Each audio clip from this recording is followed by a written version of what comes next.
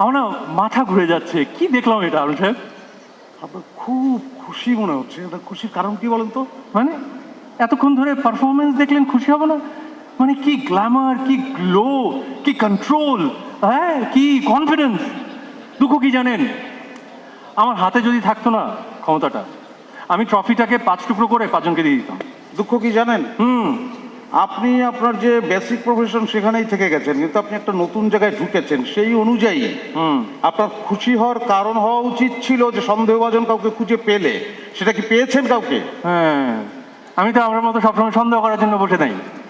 মানে এরকম একটা পারফরমেন্স দেখে হারুন সাহেব, আপনার মনটা একটু গলেনি? আমার নিজের মনটা গলানো আমার কাজ না, আমার কাজ হচ্ছে তদন্ত করা, কারণ আইন অন্ধ।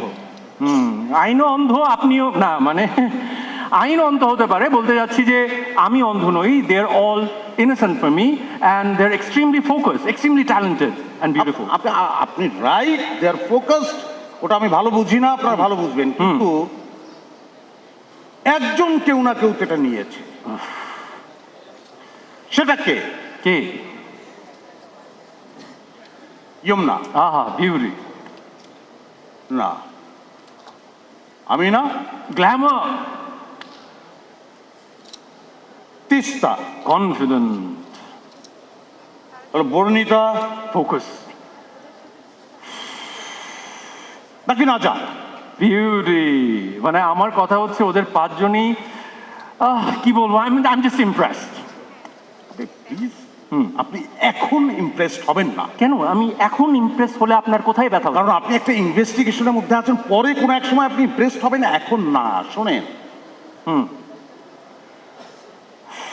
যখন সব কিছু পারফেক্ট মনে হয় তখন সত্যটা আরো গভীরে লুকিয়ে যায়। এক মিনিট। হ্যাঁ, আচ্ছা, ওকে। আচ্ছা, এই টপ 5-কে সবচেয়ে কারা কাছ থেকে দেখেছেন জানেন? আপনি বলবেন এখন? মেন্টররা। হ্যাঁ, রাইট। তারা সবচেয়ে এদের জার্নি, এদের ট্রান্সফরমেশন সব কিছু সবচেয়ে কাছ থেকে দেখেছেন। সুতরাং আমার মনে হচ্ছে যে তাদের সঙ্গে কথা বললে এই রহস্য উদ্ঘাটন সবচেয়ে সহজ হবে। তাতে যদি আপনার মন শান্ত হয়, মেন্টরস প্লিজ।